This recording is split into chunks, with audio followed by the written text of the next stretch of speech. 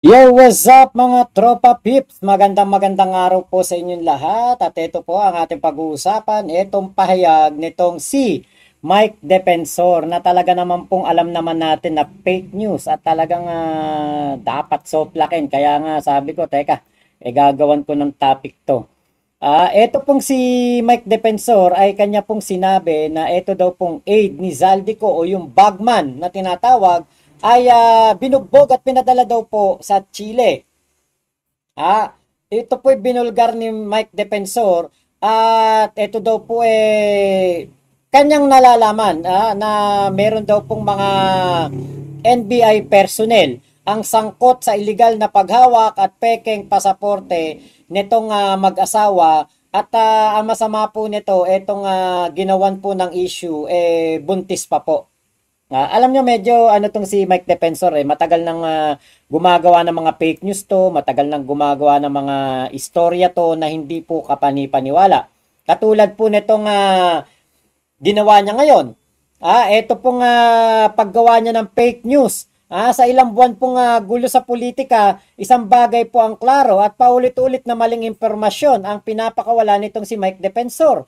At bawat kwento bumabagsak po kapag tinanong ng ebidensya. Lahat walang ebidensya. Ano sabi niya? Hawak ng mga Marines si Gutesa. Walang ebidensya at dininay po ng Marines. Dininay ng ating AFP. Sinabi niya na meron daw pong ginawang pagdukot at pagbugbog dito sa mag-asawang aid ni Zaldico. Etong si John Paul Estrada, wala rin naman po siyang maipakitang ebidensya kung hindi, puro po gawa-gawang kwento lamang. Kapag kasi ikay nagsalita at wala ka namang ebidensya, sabi nga ni Sara Duterte, chismoso ka at ikaw ay gawa-gawa lamang ang iyong mga pinagsasasabi. Sabi po dito ni Defensor, nasa kustodiya nga raw po ng Marine si Gutesa pero wala naman talaga. At isa pa po, retirado na yon si Gutesa. Hindi na siya pwedeng mag-stay sa bakuran ng Marines. Ito po ay maliwanag na sinasabi po nitong si Mike Defensor na smear job daw po ni Romualdez at Saldico. Etong sinasabing affidavit ni Gutesa. Nang mabuking na peke ang affidavit ni Gutesa, biglang sabi ni Defensor, smear job daw. Pero walang ebidensya, walang witness, walang affidavit. Ang tanging peke ay ang dokumento mula sa kampo nila. Ngayon po, sinabi rin nga po dito, etong si aid ni Zaldico, diba, wala rin pong katotohanan at para pong teleserye. Diyos ko, pwede bang magpapadala ka ng tao papuntang Chile at ikaw ay merong peking peke daw pong mga passport wala man lang pong NBI report, wala man lang pong immigration record, walang lumalabas na ebidensya, siya lang po ang source. 'Di ba? Kung ikaw ay credible source, 'di ba dapat meron kang ebidensya. Unang-una na diyan ang immigration record, pero wala po Nung pong siya po ay binabanatan niya si Mayor Joy Belmonte. Ang sabi po niya, meron pong QC COVID overpricing. Diyan po sa sa mga pagsagot sa pandemya ng pamahalaang lungsod ng Quezon City. Pero wala rin po talaga ang katotohanan at napak-check po ng Vera Files na ito po ay false. At sinabi rin po ng COA na wala pong kahit anuman lang na anomalya diyan po sa LGU ng Quezon City. So ang ginagawa po nitong si Mike Defensor ay gumawa ng kwento, walang patunay, mag-ingay sa media, kapag nabuking, bagong invento ulit at parang pabiktim pa ang datingan. Ano ba namang klase yan? Diba? Kaya po hindi po ito paghahanap ng katotohanan. Ito po ay cycle ng pekeng naratibo.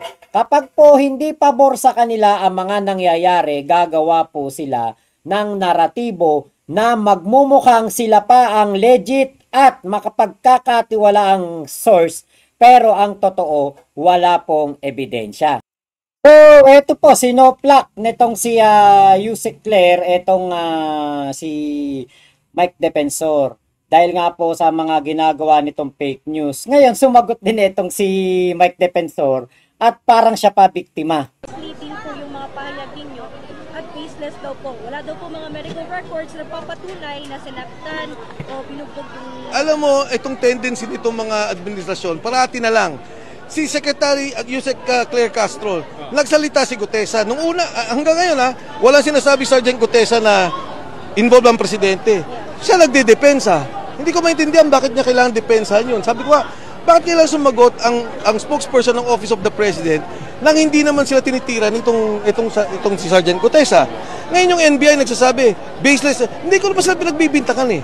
Ang sinabi ko, accordingly dun sa asawa, merong NBI na kasama. Ngayon, siguro tingnan nila yung records nila. Hindi ko alam kung active NBI o agent pa yan. Di ba naalala nyo dati may mga ID? So, si Attorney Magno naman was very, very fair. Ang sabi niya, kung may nakita kayo, kung may ano po kayo, pagbigay alam nyo sa amin at titingnan namin kagad.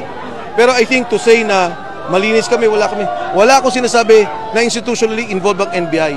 I'm just quoting the report given to me. At a proper time also, the family will talk about this. Magsasalta yung pamilya tungkol dito. Thank you, sir. Salamat. Thank you.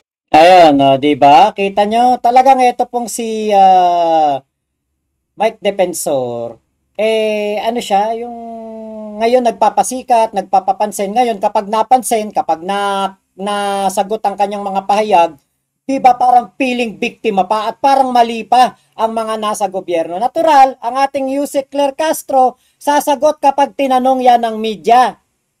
Media ang nagtanong dyan eh. Siyempre sasagutin niya ni Yusek Claire. Alangan namang sabihin ni Yusek Claire, hindi ko sasagutin yan. Dahil hindi naman sinasabi ni Gutesa ang involved ang Pangulo. Siyempre, kinukuhanan sila ng pahayag ng opinyon sa mga paglabas na ito't mga pinagsasasabing mga kasinungalingan ni Orly Gutesa. At siyempre po, ang ating mismong NBI ay meron pong hamon. At tinanong natin kung saan nang gagaling ang ganitong... Okay, ito. Mismong NBI po ay meron pong hamon dito kay Mike Defensor dahil nga po sa mga napaghahalatang kasinungalingan. At tinanong natin kung saan nang gagaling ang ganitong statement niya o pahayag niya.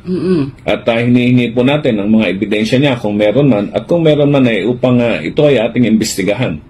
At kung merong nagkasala dito, talagang may gumawa niyan ay pailan natin ang kaso. Pero habang wala siyang maipakita ebidensya, wala siyang masabi na kung saan ang galing ito, kailangan pong sa susunod po siguro magtanong muna po sa atin o malaman para naman po masagot din natin ang tama at mabigyan ng tamang impormasyon ng ating bayan.